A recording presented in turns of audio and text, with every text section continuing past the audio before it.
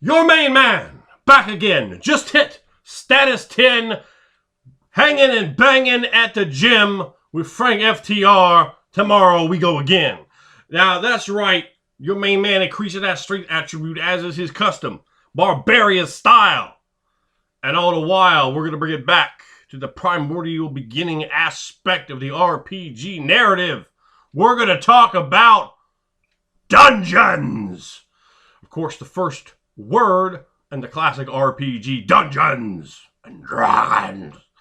And there will be many more silly voices to come if you like that one, or even if you didn't. It doesn't matter, Tony. I'll do what I want. I do voices when I want. Today we're going to talk about dungeons. There are a few other videos out there like that. And I wanted to do one because I think often people focus on the things you shouldn't focus on. And I've never been shy about saying that. So let's bring it right back to what do we do with our scenery around us. We want to be like the old 80s Dungeons & Dragons cartoon. Now, you may have liked it, you may not have liked it, but it was a wonderful collection of scene porn, of scenery porn, if you understand and take that terminology. I know it's nothing dirty. It's just to describe how beautiful and decadent and even layered the drawing and of the scenery itself can be. And there are all these strange, wonderful, beautiful, bizarre, mythic, mystical places. I want to be there. And when I was back as a young man watching those cartoons over and over again on Saturday morning, I was like, ooh, you know, this is what was really up. This is what was really good, you understand? And I've seen them even since as a grown-up, and they were really good then. And my son, he thought it was what was really good. So, we've got two generations of woods thinking that's what's really good. That's what's got to be. That's what's got to fly. And you want to embrace that, you know. When you're hitting a new scenery, the first thing you want to do is strongly hit those five senses. What do I see? Okay. Most game masters do that at least okay. If you don't, you're probably not going to be asked to run games for very long. You know, you're going to definitely be dealing with mealy-mouthed jabronis. But we need to talk about what you hear. And game masters fall off a lot in that category. We stop thinking about that. We're just here. Well, let's talk about the hearing. Okay. How does it feel when I touch it? And what touches me? What brushes up against me? What do I feel against the bottom of my foot if I'm barefooted? If I'm that wild halfling? Or if I'm that barbarian? Or if I'm that monk? Let's bring that in. The way that feels. Or even through the sole of a shoe or a boot. These sorts of individuals, they're not going to have the same kind of shoes we have today. You understand? These are often going to be much thinner. They're going to be worn down, more than likely. So, you have these senses, you know, that I've forgotten where I was on them. But I think we want to go with taste, you know, and you can really do a lot with that, particularly when smells get in your mouth and your taste. They really engage that. But smell is so often not engaged. And if you watch videos where I'm being a flame tender, you can definitely see there's a lot of that sort of description there. I want to drive that home. That cues up memory and puts us into another time, another place, and another space. Oh, so much better than simple vision. You know, that's more blasé. But when you really describe the smells, the smell mix of this and that, where you get there and you speak dramatically and you try to just suck them in to that old space they once inhabited back in the annals of their memory. All of a sudden you have a connection. You have a real touchstone to create a wonderful scene. Now, we're going to talk about creating a dungeon, but that sort of advice is really wonderful anytime you cue up a new scene.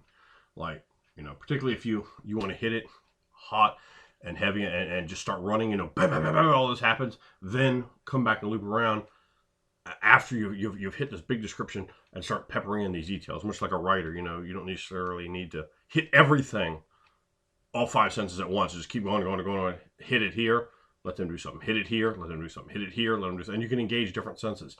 Okay, when you come in, you see blah, blah, blah, blah, blah. As you move forward, oh, you feel blah, blah, blah, blah. You know, they'll let them talk or whatever. I described this. All right, you taste this, you smell this, you hear this. And you can keep bringing engaging different senses, and you have them You know, you sort of can play them like a conductor as you're describing what, you know, what they're experiencing. I have a little cheat sheet here in front of me because there were some things I really wanted to go over to give the overall idea. Now I'm probably going to put some Dungeons and Dragons or Pathfinder thing in here, and this is great for fantasy games, for your Within the Ring of Fire, available now on drive-through-rpg.com. Get the greatest fantasy game ever made. For your Palladium Fantasy, for your Savage Worlds, for so many of these different games, but you can easily import a dungeon into Star Wars. You know, it might have some bits of futuristic XYZ here. It could be on a savage planet or in a swamp or whatever. The idea of a dungeon works perfectly fine in a Star Wars game. It works perfectly fine in a Rifts game. It works perfectly fine in a Shadowrun game or Vampire the Masquerade, where you're describing this labyrinthian sewer down under the dark streets of Seattle. You know, for your Nosferatu, for your Giovanni, for your Bali, for your Setites, or for your Shadowrunners, or in your Cyberpunk game. So it has so many applications where you could just sort of cut everything I'm saying out and put it into these different places. You can go in, you know, if you're going spelunking in the game, this information is right for you. So let's talk about what a dungeon is in terms of the RPG term, which of course comes from the Gygaxian versions of Dungeons and Dragons. And a dungeon isn't simply just a dungeon, you know, simply this old thing that some king had made for torturing, for imprisoning people, with some derelicts, with some miscreants and some half-wits there to do the damage to you, Princess Bride style. A dungeon can be a cavern, and there's some great movies out there that really show like what it's like to go spelunking, and watch those. If you ever want to run a dungeon, watch those movies. They are great. They show the tiny rock spaces you have to squeeze through. It's not this giant hallway, you know. When you're in a cavern, it's not some giant hallway. You know, it's crazy, man. And watching those gave me a wonderful idea to paint. If you can go out to natural caverns, if you have them near yourself, do that. It'll be very helpful to you in feeling the way it feels, the dampness, the staleness, the enclosed aspect. We're enclosed in a way that's different than, say, being in a building. So, and even a subway, that is a great modern analogy to the dungeon. It can be an old ancient ruin. It could be some basement level of a castle. It could be a natural formation of rock, of cavern systems, of subterranean, any sort of subterranean point that you can access is basically really what we're talking about with the word dungeon in this context. So I think it's important to establish that for really understanding what sort of use you're going to get out of here. So once we get in there, you know, you want to engage those senses. You want to move forward through the dungeon. Make it alien. Make it different. Make it atypical. This is not what these people, particularly the first time, this is not what you're used to. You're, you know, from some kind of peasant background or royal background or whatever. You know, you should go traipsing around through some ancient desecrated ruin and describe it, man. Talk about as they're going through. Talk about the moisture, what it feels. Explain these sort of details. Now, a lot of people use monsters. You're going down there to fight monsters. You have some sort of queued up story that puts them down there, or perhaps they've just randomly wandered there themselves. But let's push that aside because that's not really relevant to description. How do we get them down there? Okay, so you have some sort of story that gets them down there. The mayor's daughter's been taken. Strange lights have come out. Weird noises. There were miners down there and they were attacked. There's a reward, a bounty for cobalt ears or whatever, you know, so you can establish mysterious or known. And then even with known, you could hint mysterious, or you could leave it known and then throw a curveball in there. It's like, yeah, kobolds are there and they're causing a problem, but it's because they got pushed up by drow elves. So, haha! Now we have a whole nother thing. We have a further delving. We're going further dark, further to the crazy, further now from a known mine, which is also a dungeon. Mines are dungeons, to full-on rope and tackle and harness spelunking. If characters don't really have the right equipment, don't just let them keep going. You know, so I don't have any ropes or spelunking gear or anything. And just like a 50-foot rope, first of all, it might not be long enough. Second of all, as someone who has done rope and tackle and harness work off of buildings, I could tell you that just taking a sheer drop on an old, wet, soggy hemp rope with a loosely affixed grappling hook is a really bad idea, and B, scary as fuck when you're carrying 712 pounds of equipment and wearing plate mail with 18 bastard swords and two-handed swords on your back. You will die. Go ahead and try that. You're falling down, and soon will await your as a death. That's a horrendous idea. So there should be all those sort of steps taken into place. Milk the environment, milk the scenery. Well, explain that to them so they get into their characters' heads if they don't really understand role playing in that fashion. That would be terrifying. No one armed up like that would be like, hey, let me just jump off this, Deal. Paladins don't learn how to be cave explorers. That's not something that they learned in a monastery. The rogue, sure, that might be a great time to highlight and accentuate that rogue.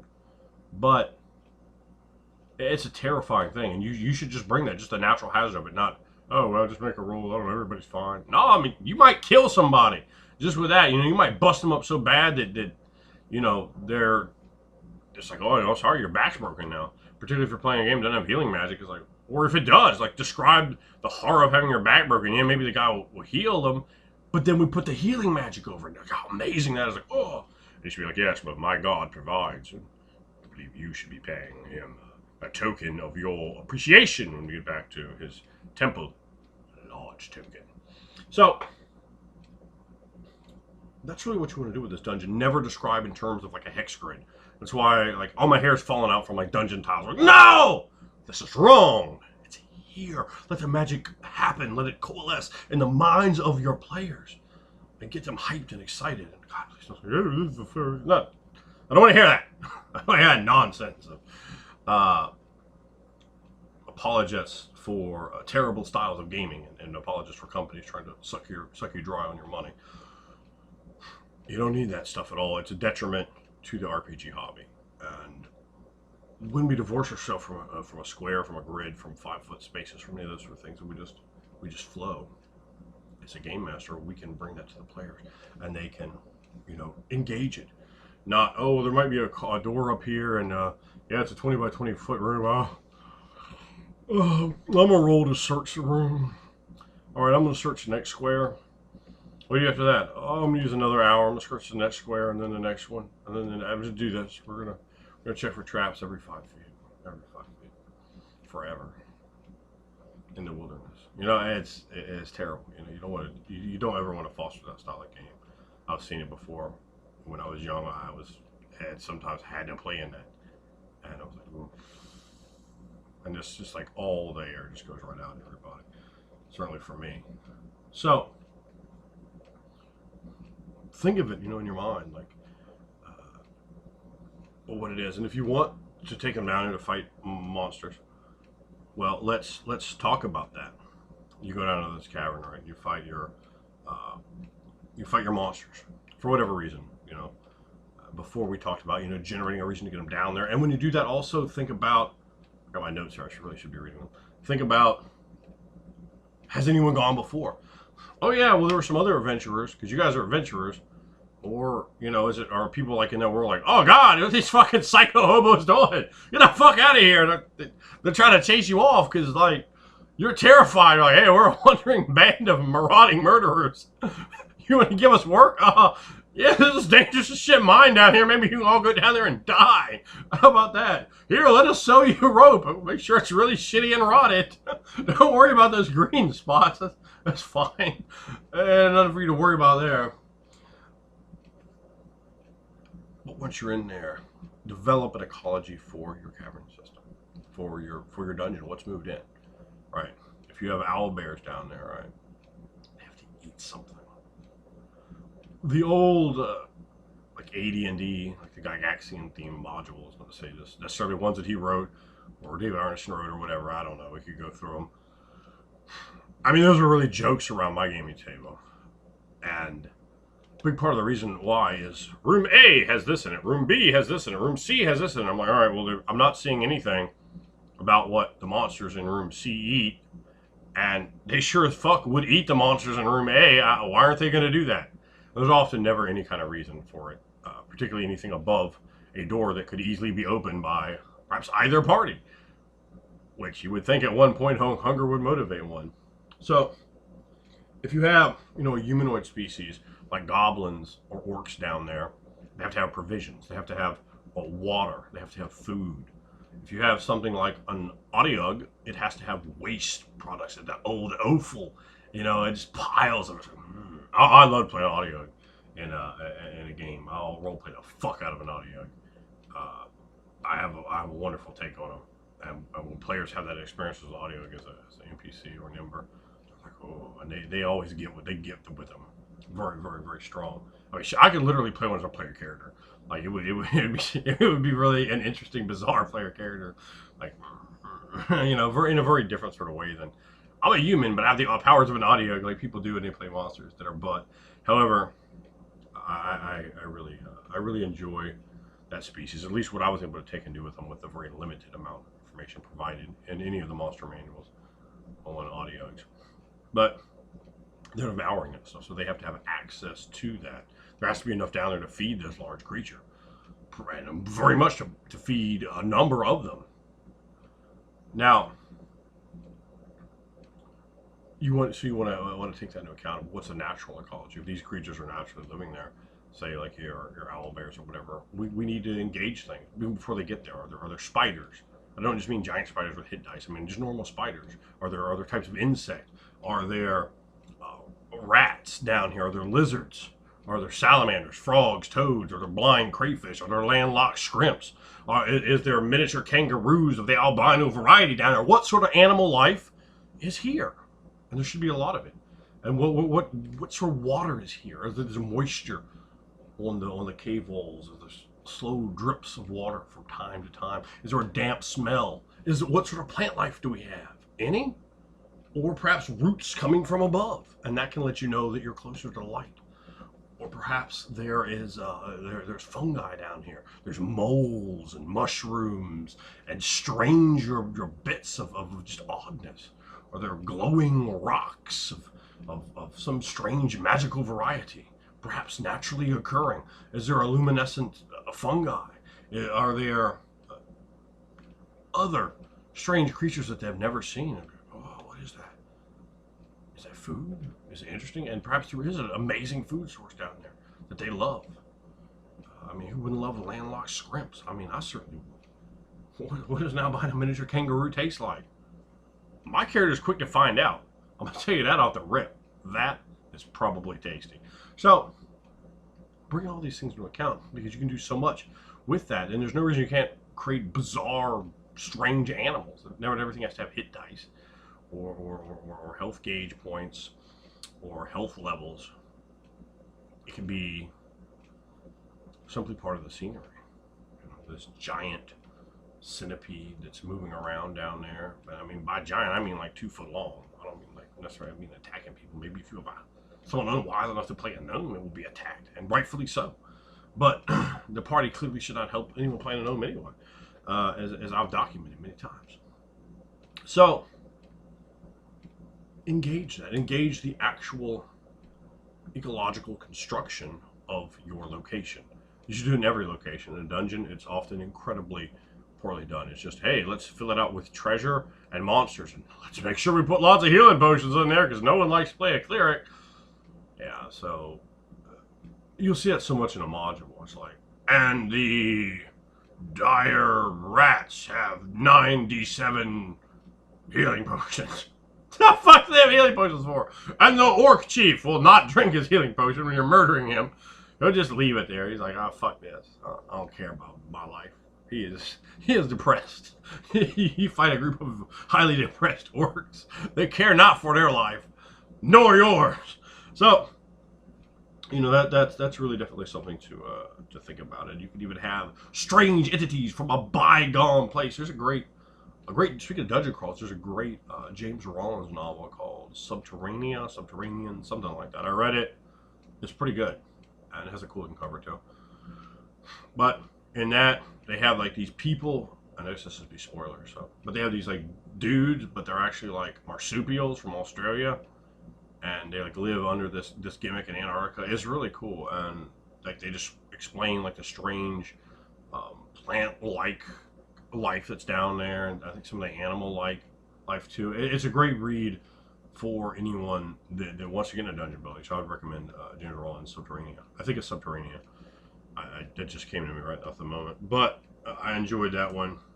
And in that book, I mean, it talks about creatures from ancient eons dredged up to the modern day, things that have died off, gone extinct, but there were populations trapped there in waterways, and they still exist there, having evolved slightly different, perhaps to deal with the fact that they're now trapped under the ice in the darkness eternally. So you can put trilobites and things like that in a present day game, and all of a sudden someone finds a trilobite in the water, like, oh, down in this cavern system.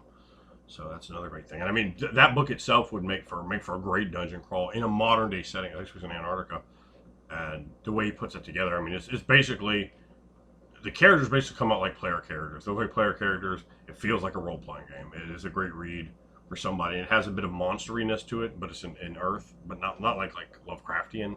It's just it was good and very relevant, tangential to the topic at hand. So let me have a quick look at the secondary computer here. And we really want to gauge water, the moisture, the feeling of dampness, the mold it creates, the algae it creates, the smell of it, the dampness, the stankness. Is there any sort of air coming through? That's a huge key to where we are. Or is it just the staleness and quiet? Engage hearing so much in the cavern. It can be so unbelievably quiet in there, in a peaceful, haunting way, and describe it often as tomb-like, like you have been entombed beneath the earth, and describe the rocks around, like where it looks like it might be unsteady. To someone who has an ability to know that, whether playing old school D&D, it might be the thief, or if you're playing with an Ring of Fire, it might be your grades of Spelunker. I'm not. No other real good examples are coming to mind of how to engage that skill. Knowledge. There's one other knowledge in D&D that would be helpful. And traps. Let's think about traps, right? So often there's traps, particularly in modules, that make absolutely no sense. They're just a challenge there for the thief for no reason. They saw Temple of Doom and they go, well, let's put that in every game session. Blah, blah, blah. So every third game session, I guess we'd have a trap, and that's just straight butt. It creates so many issues for players with this. A bad sort of paranoia that grinds up a game and makes it less fun. You can have them, you can use them, but you have to be able to sit there afterwards. Not that you should. We have to be able to explain everything about the trap. Who built it, why, when it was built, why it's still active, why there's not remnants of other people who have fallen into it or other creatures that have fallen into it. Particularly if you have monsters. Why didn't the hobgoblins fall in there? Why didn't the troglodytes fall in there? Or if they did, like when it maybe it's some kind of pit gimmick, right? And when it opens up, you see like all these skulls, like Predator style, of all these different species just down there. And you can even work a little treasure in there, like, oh, look, there's some rings or necklaces or 8d7 objects day art. Nice old fucking Picasso paintings just chilling down there, perfectly preserved. So that's the way you can really engage that. Once they've beaten the trap, there might actually be treasure there. And that could be a time, depending if it's a trap that would kill you quickly, you could somehow maybe get that healing potion if it's not a place that would destroy an adventurer, like if it just smashes you to pieces. Well, potions, that's the kind of thing, they get smashed too. But you might be able to give them some things. They shouldn't have maybe the most balling of items, like, oh, that's how you got your Avenger +5 sword. Like, oh, that was butt. Couldn't you make that cool, man? No. Now everyone has a nightmare mount. Somehow you acquire those from the trap. Nothing foolish like that. But we need to know who invented it, why, at what time. Was this 400 years ago? Have a trap. I always think that this gets a load of mileage because you almost never see this.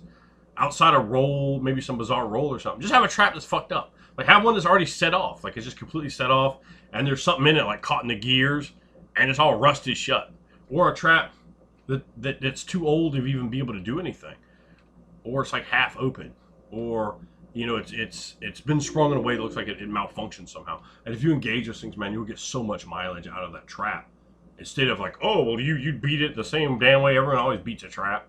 No. I mean, you can use a trap that's already defunct to get a lot of value out. So really think about that. If you're going to use traps, which I usually don't recommend, but if you're going to use a trap, you know, you can incorporate them that way. And that might be a great way to know for them that it's actually an ancient dwarven gang's hideout of a nefarious nature.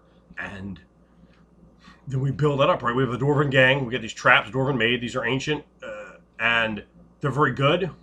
But some of them are already popped, and some of them are still out there to get your ass. Now we have that feeling of doom. We're like, oh god, there actually are traps here, but we need to look out because fortunately we saw the one that had, you know, the knoll that clearly had fallen in it, you know, an aeon ago, and now is not but bone and scraps of fur. Now we're going on, and we can build it up. Say, okay, well now we have dwarven wraiths that are angry. These men are rapists and murderers and child kidnappers, and they don't pay their parking tickets. So you can have that in there and make this kind of weird things. And wraiths are fucking wonderful for a game like that where you just have so limited vision. They're moving around on the edges of your light, you know, making just a tiny bit of noise every once in a while. Oh, what's that? And that can really make an ominous mood. And making a strange mood in that dungeon, man, it makes it memorable, makes it awesome. You don't want to have them go down there and just hack one monster up, check for traps, hack another monster up, check for traps. It's a bad game. Like, you can do better than that. You know, that's the bottom line. And you will. You take some of these keys. And that's what I do the channel for, is to kind of give people from, God, I don't know, 28 years of playing role-playing games, some of the mistakes I've seen and how we can all progress, you know, and I think when you engage the senses, when you dig into the environment, when you paint it beautifully so people can imagine it and it lives here, that creates a wonderful thing. We have a plot. Why are we down there? Which can be very strange, very different. Watch the movies that's spelunking in them. Like there's some horror movies. Descent, there you go. James Rollins' Subterranea. These are sources I would gold stamp. I recommend. And my other computer's battery is dying here. So go check out, get your Within the Ring of Fire products for your Christmas vacation, for your Hanukkah celebration, for your Kwanzaa designation. And pick these up, give them to your family, buy 8 copies for your dog. It doesn't matter. Drive through RPG, get them, come see your main man, $75. Anderwood, add me on Facebook. And you come get your subscription, only $75. Get your PDFs of every Within the Ring of Fire book. They'll ever come out. Hit me up directly for that, and you can get them in print on drive-through-rpg.com. Support the RPG revolution and game like a god. All right, so thanks for watching, guys, and have a wonderful time in your RPG mind.